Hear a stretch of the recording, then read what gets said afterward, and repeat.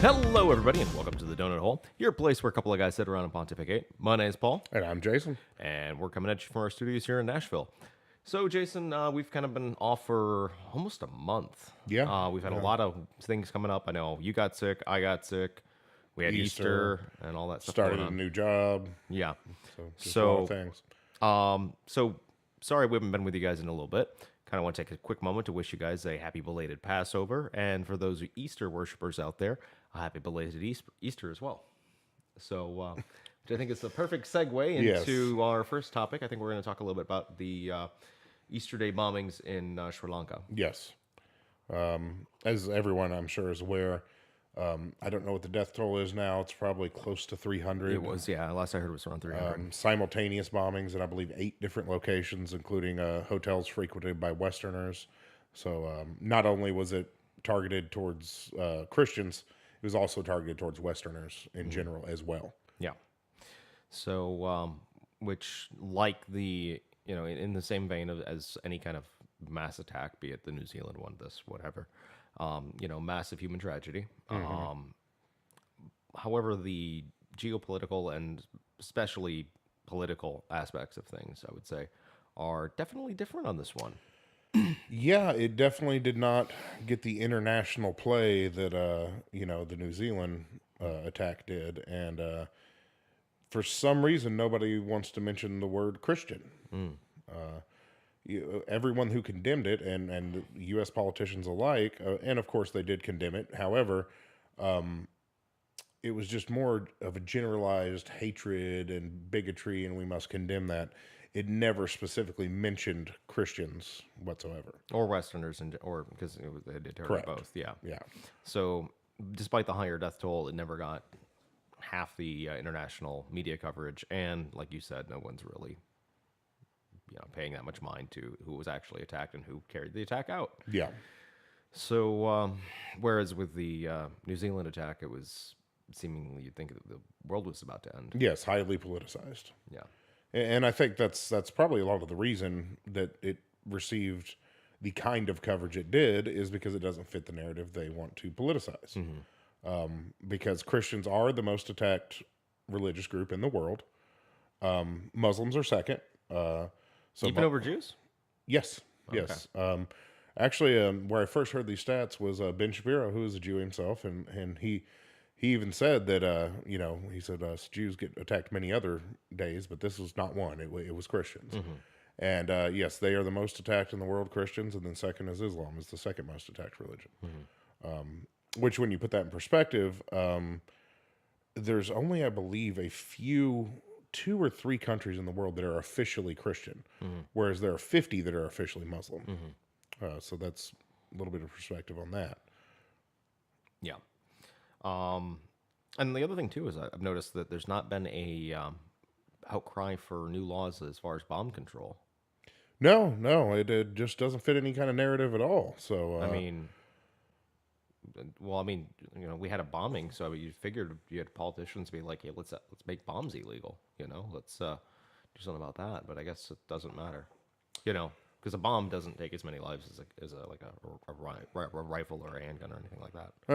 and perhaps we should ban high capacity vests. They can hold more bombs. Yeah.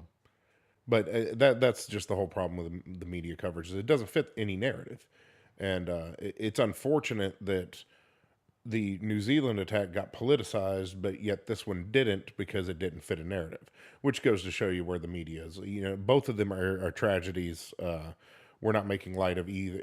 They're both very bad tragedies. We're mainly talking here about the media coverage and the difference. And the politicalization Yeah. and the lack thereof. Right. Yeah.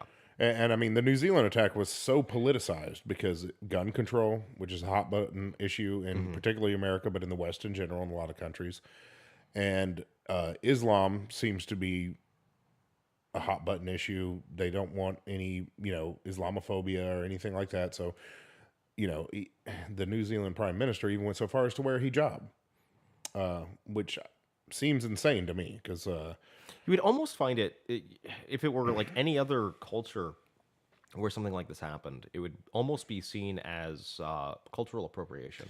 it would seem strange. It would. for example, I'm not sure if the prime minister of Sri Lanka is Muslim or what have you. I would assume majority of the population, I believe, is Muslim. Did they get on TV with a giant crucifix around their neck, or I don't think it I would saw it that. would seem quite strange if they did. However, when it's the hijab and that people seem to just accept that, and I agree with you. It seems like a strange cultural appropriation. Which you would think would be bad because the left's always against that, except in this instance, it's okay. Right. It's good. And Islam likes it because they like to see women wearing hijabs. Yeah. They don't care what religion they are. They want women to be more modest and cover their hair. So for them, it's a win. Hey, good. More women are wearing hijabs. But for, like you said, the whole narrative of cultural appropriation, imagine if, say, an American Indian tribe got attacked and somebody was to wear a feathered headdress on TV. It would be bizarre and almost laughable and even racist. However, in this case, it's perfectly acceptable. Yeah, which is really bizarre. Actually, thankfully, not every person on the left is a complete Beitzel, as the Chinese internet Yes, term would be. it's pretty funny. Yeah, but as a matter of fact, I was actually watching debate. I think I sent a link to you with Zizek and Peterson, and even Zizek, real extreme leftist. Oh, he's a communist. Yeah, he's about as far left as you can get on a lot of things, but at least he has enough sense. He's like, this identity politics stuff is ridiculous. Yeah. So there's that. Well, to me, that's the difference between liberal and leftist. I mean, that's not the traditional definitions, but I've tried to stray away from calling these people liberals because liberal does have a classic definition, and it is not what modern leftism is. Modern leftism, you can call it cultural Marxism, whatever you want to call it, is a completely new animal to classic left. Even like you were saying, even communism, it's a completely different animal from all of this. Yeah. And I think cultural Marxism is actually more dangerous than anything else we've seen so far. I think it's more dangerous than real communism. I think it's more dangerous than socialism, than any type of thing we've seen so far, and they'll come out of the left. I think this new cultural Marxism of identity politics and this just garbage philosophy that's being pushed is probably the most dangerous thing I think we've ever seen. Well, before the bodies were even in the ground from the Sri Lanka attack, before all the funeral ceremonies were even finished, there was articles saying, well, the alt-right is angry that Christians got attacked. Oh, they use Christians there when they're discussing the alt-right. And I'm sitting here thinking, do you have to be a member of the alt-right to be angry that 300 people were murdered in bombings? Yeah. It just bizarre. And that goes back to this, intersectional cultural Marxism ideals. Is very strange. Yeah. I mean, I'm upset that, 300 people were killed in Sri Lanka, just as I'm, upset that people were killed, was it 60 or so were killed in New Zealand? The fact that innocent people were killed is not cool. But I don't have to be a Muslim to be pissed off at the instance in New Zealand. I don't have to be a Christian to be pissed off about what happened in Sri Lanka. Right. And to me, it's completely inappropriate to talk about the backlash. And another article I read talking about the backlash of Christians in Sri Lanka are beating Muslims, and I don't know how many instances. I don't know if it's very widespread. I would assume it's not because it's not on any mainstream media. There's not riots in the streets. But to me, it's very inappropriate within a week of the attack to be talking about the backlash to the group who did it. Once again, switch the names. Go to New Zealand. Would you see an article of, Muslims in New Zealand are attacking Christians for, their role in the shooting there? That would seem bizarre for the media to be discussing that. But yet, you flip the names around, they do. Yeah. And it's just because they tried to paint a narrative of who's the victim, who's the not. And in intersectional politics, Christians aren't victims. So they're just some people who got bombed,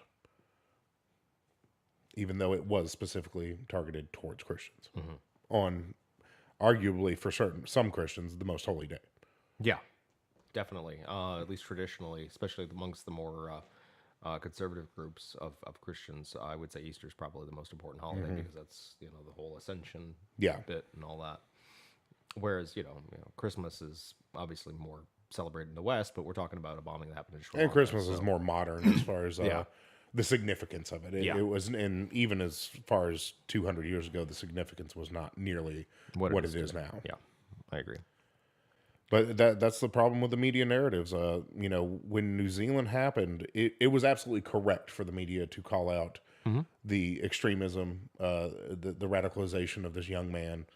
However, there was no call out of the extremism when Sri Lanka happened. No, it's almost kind of the low what is it, the double standard of lower expectations. Mm-hmm. It's like, oh, they're Muslim, they're going to bomb people. That's what they do. Yeah, It's almost like that. yeah. Well, when it's Muslims who bomb somebody, it's just a person who committed a violent act. When it's this guy who I don't even know how to characterize the New Zealand guy. A lot of people say alt right, but if you look at what a lot of his beliefs were, he was Politically. all over the place. He had some traditionally liberal ideas, but also he was extreme right wing in other areas. I think he was just a deranged person. Yeah. But they've labeled him alt right, and that that's fair enough. But they were quick to call that out. Yeah. So, yay, identity politics.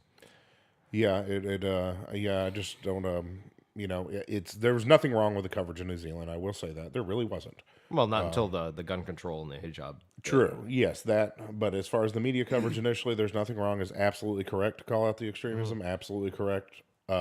What I'm disappointed in is the coverage of Sri Lanka. Yeah. They did not call out anything. Did not identify any problems. They simply glossed it over. Yeah. And I think a lot of that happens just the group that was attacked and where in the world it happened. Mm-hmm. It's kind of the same thing when, people get attacked in places like Africa. Nobody seems to care. Oh yeah, that's between the times of New Zealand and Sri Lanka, there was I can't remember how many. I read an article of hundreds of Christians killed by Boko Haram. Yeah. Hundreds, and nobody cared because it's it- Africa. yeah, barely even made its way into the news cycle at all. Yeah, Well, it was like, it'd be like what's something that go across, like if you were watching TV, it'd be on the little ticker at the bottom. yeah. That's it. And honestly, if you want to call out bigotry, that's bigotry. Yeah. It's simply because it's Africa, Yeah. and nobody cares about Africans. Not really. And I guarantee you, if this attack in Sri Lanka had not been targeted towards Western hotels as well, and to churches that Westerners were in at the time, if it was simply poor village folks in Sri Lanka, Nobody would have cared. we wouldn't have heard about it. No, it'd been just like the Boko Haram attack. It would Yeah. put a little ticker at the bottom. Yes. So it's all got to fit a narrative. And that's the frightening thing about it. Well, on that very depressing note, we're going to take a quick break and we'll get back to you guys shortly. Hi, I would like to take a minute to tell you a bit about Hero Song. Hero Song is a 501c3 non-for-profit organization set up to record the music of veterans, active duty, and first responders who also have musical ambitions. Music is great for the soul, and that's what makes us unique and ever so wonderful. Please check them out and consider giving them your support. Again, that's at herosong.org. Thanks. Alrighty, guys, we're back from the break. So, Jason, let's go ahead and get into our next thing. I think we're going to talk a little bit about the postmortem of the Mueller report. A little bit more fun, not as depressing on Not this quite, one. no. Get a little bit more laughs out of this one. To me, it was to use Hillary Clinton terminology, a big nothing burger. Trump did what Trump does. He gets pissed off, tells people to fire people. People said, no, I'm not going to do it. They never got fired. So he said some things. Donald Trump's known for saying things. He runs his mouth, yeah. Yeah. And essentially, to me, that's what it seemed like to me. He just ran his mouth a bunch. And, you kind of understandably, people are, he won the election. People are getting all butthurt. And he's running his mouth because he's a little pissed off. So, I mean, that makes sense. However, despite the fact that the Mueller report basically says, hey, look, nothing happened, the left seems to want to probe Donald Trump deeper. Yeah. Donald Trump likes probing deeper as well. He's mentioned it on numerous occasions. Yeah. But yeah, it seems to be just to me. They're setting all this up obviously for 2020. Yeah. It's just a distraction. They're still talking about it. At first it's like, well, okay, the report's not much. So even some more reasonable Democrats were saying, okay, this is not impeachment stuff. We need to concentrate on our policies. But then about a month later, now they're starting to say, well, maybe we'll think about impeachment. And it's just political theater. Is the way I read it. Yeah, I think it'll be really good for the left to be able to say, well, Trump got impeached, or Trump's possibly going to get impeached during the election cycle itself. So they'll be able to, drum up that, Trump's corrupt or whatever they want to try to push. Right. So that's really what it's going to be about. Well, and the whole obstruction of justice, because they've completely abandoned the Russia collusion thing, because there was zero evidence there. Yeah. On that one, there was just absolutely nothing. I mean, yes, you'll have the hardcore leftists saying, well, he had these contacts are Russians. Well, when you're a billionaire businessman, you're going to know some Russians. That's just, there's a lot of billionaires in Russia, and they're heavily involved in a lot of real estate businesses and things like that. You're going to know a few of them. But as far as the obstruction of justice, it's my understanding that they think because Trump talked about firing these people, asked other people to fire these people, that that's enough for obstruction of justice. I find that to be very thin, especially when there's no underlying crime to begin with. That's the part that should be shocking to the American people, is they're openly admitting there's no underlying crime. So what are you obstructing? And even so, I mean, he didn't actually fire Mueller. I mean, No. if he had, that'd been maybe there's a little bit more meat to the argument. Yeah. But he didn't. He ran his mouth saying, "Oh, I want to fire this Yeah. guy," and his advisor said, "Don't do that." Yeah, and he Not told gonna other look good. people, why don't you fire this guy? And they said, no, I'm not gonna. Yeah. So that was the end of it. you So know? he just threw his hands up and said, "Well, screw it." Yeah, because he could have done it at any time. He has a constitutional authority, but he didn't. Yeah. That to me, it's kind of like saying, "Hey, we were investigating you for drugs. Regardless of the fact you never had any drugs, you threw away your baggies because you didn't want us to think you had drugs." Well, I didn't have drugs in the first place. So that seems a very thin basis for any kind of impeachment. I don't see it happening. Yeah. But you never know. And it may be a Clinton type situation. They may, because Democrats have control of the House, they may do the whole impeachment procedures and then the Senate just say, oh, we're not removing him. Same with Clinton. And then they get their political kudos from their extreme base. Oh, yeah, they impeached Trump. Everybody's going to scream about it, just like the extreme conservatives screamed about Clinton. And it's not going to matter because he's not going to get removed from office. Yeah. Alrighty, so I guess that kind of will move us down into the next thing. Let's talk a bit about the 2020 election cycle. Obviously, Trump is more than likely going to be the front runner on the Republican side. Usually the incumbent president is, unless, of course, he gets impeached and removed, which is very unlikely.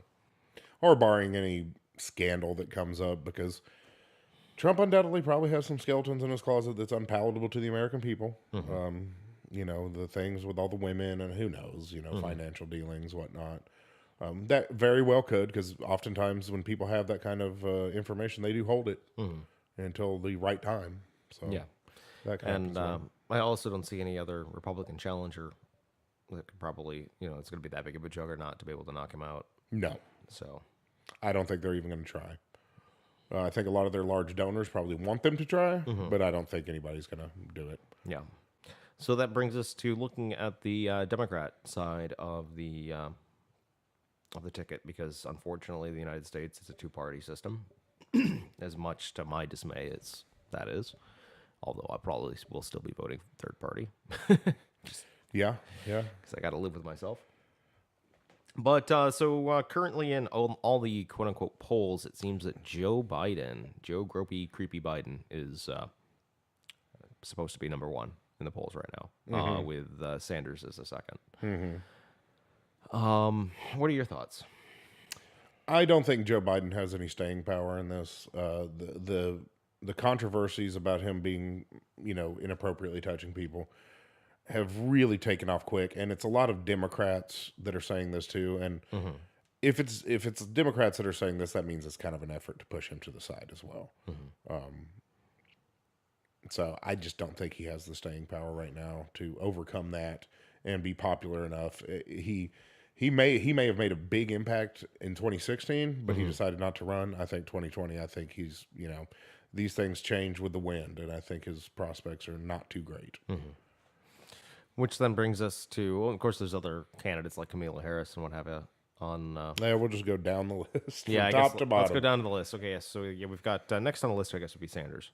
Yeah. So Sanders, he stands an okay chance, I think. he's really popular amongst the millennials because he wants to free this, free that, free everything, and amongst like really low information voters as well. I Yes. would say Yeah. because kind of the same thing. Use a stereotype. Bubba in the trailer park. He's gonna be like, "Oh, I like that Bernie Sanders. He's gonna give me all them free stuff." Yeah. But I don't know. I think Sanders has the best chance of winning the primary. I do agree with your statement when we were talking off camera that Joe Biden would have a better chance of winning a general election, but the primary, I just don't see him doing well in. Yeah. As it stands right now, and of course, you know how these things change, perceptions and scandals and whatnot so quickly. As it stands right now, in my opinion, I think Bernie Sanders has the biggest chance of winning the nomination. Unless they were to kind of team up and do like a Sanders Biden ticket, that might work well for them. Well, that going just briefly into the lower candidates, because I think we got a lot more to discuss about Bernie, but I think a lot of the lower tier candidates are looking at VP runs, running mate type situations, because I think a lot of them know they're not going to get the nomination. So that leaves, who is Bernie going to pick, or potentially even Biden? Who's Biden going to pick? Yeah. So I think Kamala Harris would be one of the, because there's your intersectional, she's a woman, she's black. It's what the Democrats like right now, and you see a lot of the mainstream Democrat, I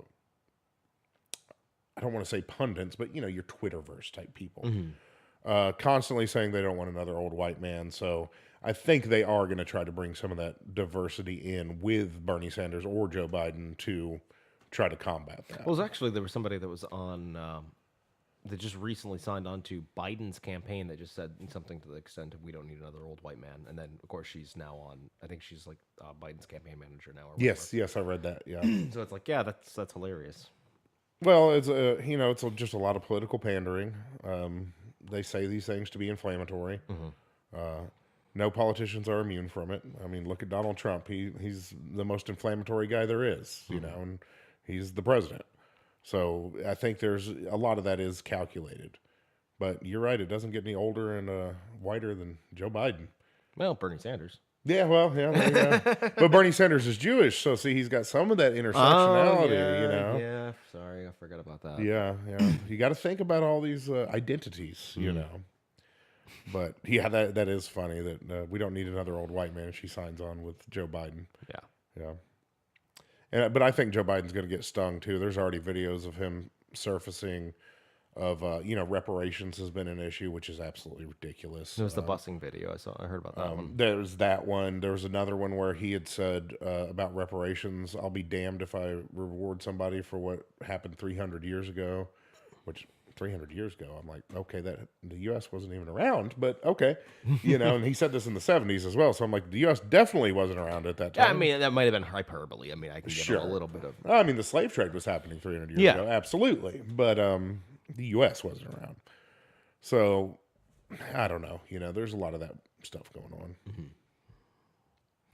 Although you never know, the Democrats might pull knowing that Bernie Sanders isn't going to win or have as good a chance of perhaps winning in the general election. They might try to do a Hillary with Biden for the primary. Well, I tell you, I am not convinced that Hillary's not going to resurface. Oh, that would be hilarious. And play this late game. I didn't want to do it. I'm getting older. I've already ran for president and lost twice, but I'm here to save America. I can totally see that happening. Yeah. I can really see that happening. What's the deadline for them to be able to do that? I don't know, but we all need to keep an eye out because I can, if the right people convince her, I can see that happening. That would be hilarious. Scary, but hilarious. As unpalatable as Hillary Clinton is, and proven time and again when she ran against Barack Obama, when she ran against Trump, people don't like her. I mean, that's just a fact. They just don't like her. But as unpalatable as she is, she's still a better candidate than most of what the Democrats have right now. And especially if she were to pick up one of the secondary, either Biden and or Sanders as the running mate. especially if you pick Sanders as the running mate. I think because I don't even remember who her running mate was in 2016. Who was it?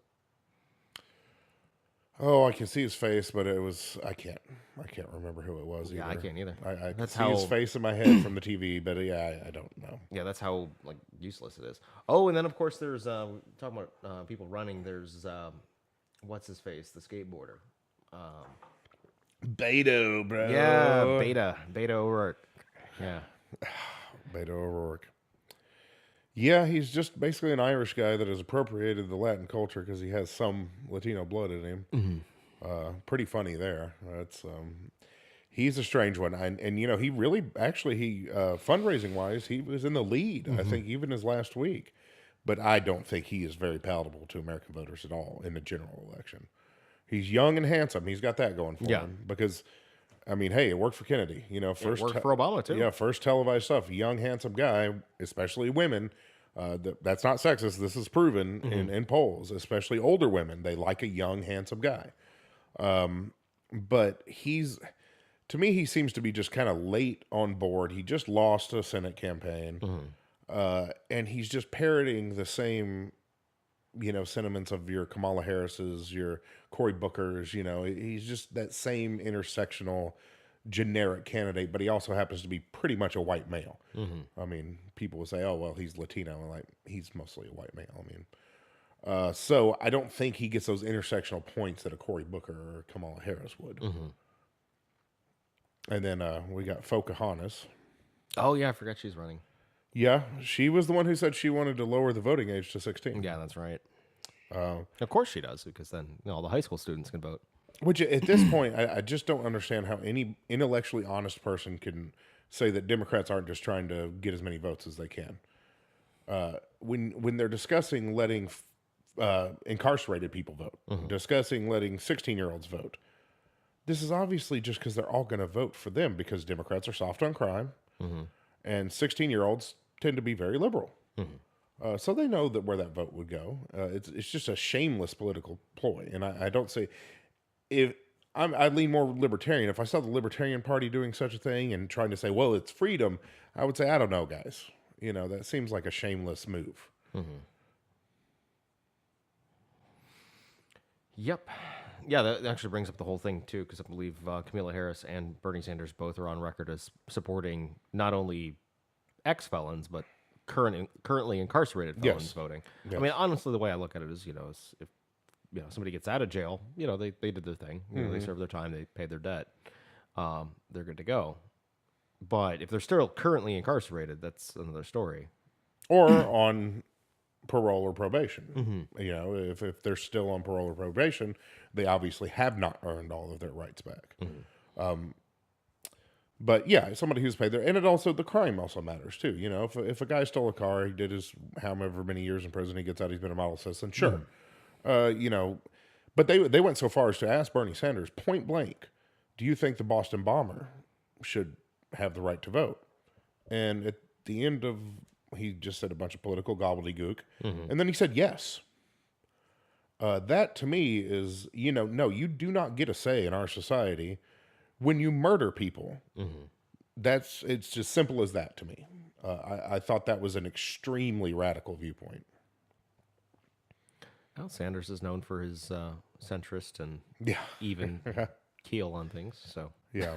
Yeah, because, you know, those people that died in that bombing, you know, they don't have a say anymore, do they? no, And then you're just giving the worst of society a say and basically saying their opinions are equal to mine. Well, I'm sorry. The Boston Bomber's opinion is not equal to anyone's. I mean, when you do something like that, and obviously he's going to be locked up for the rest of his life, no, you don't get to vote. Yep. Well, guys, I think we're going to take a quick break, and we'll get back to you guys shortly.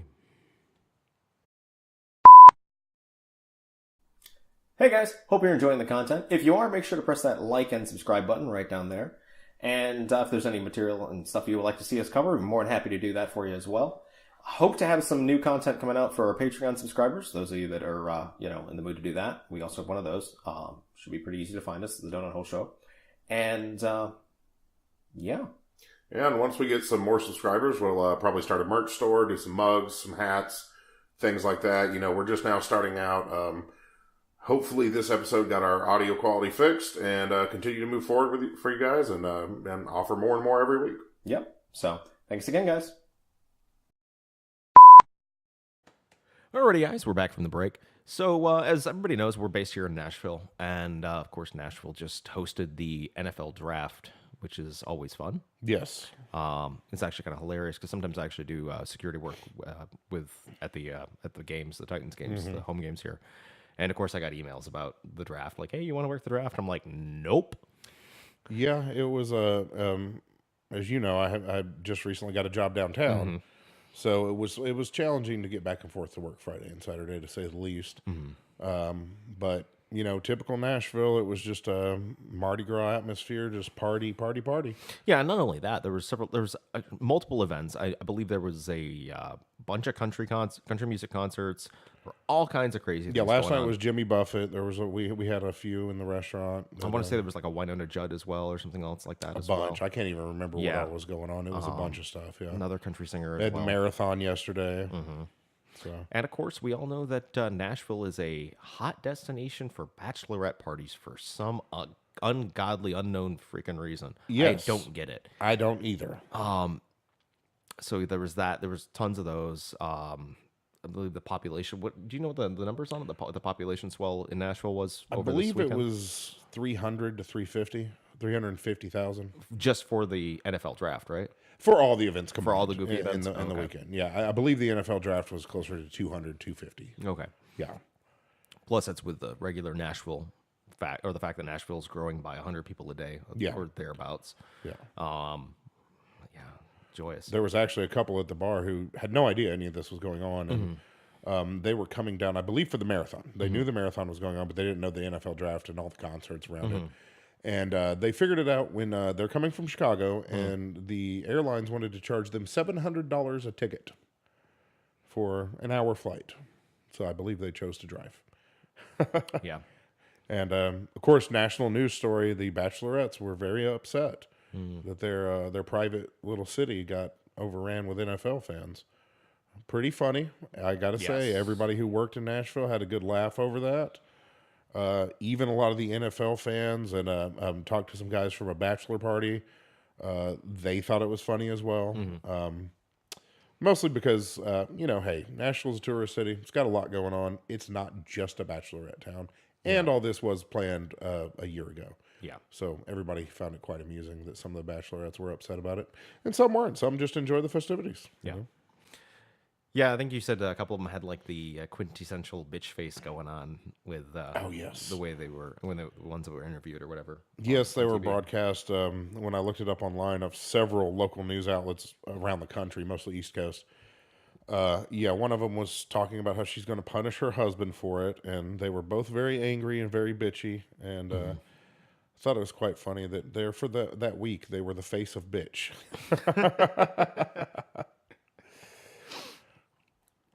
Yeah. So those of you thinking about coming to Nashville that aren't from here, we're full. Yeah, really, it was.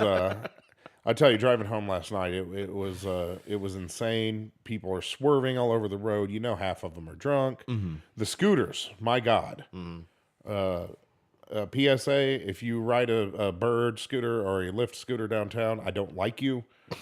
Stop doing it, please. My God, I don't even know how they get away with it legally.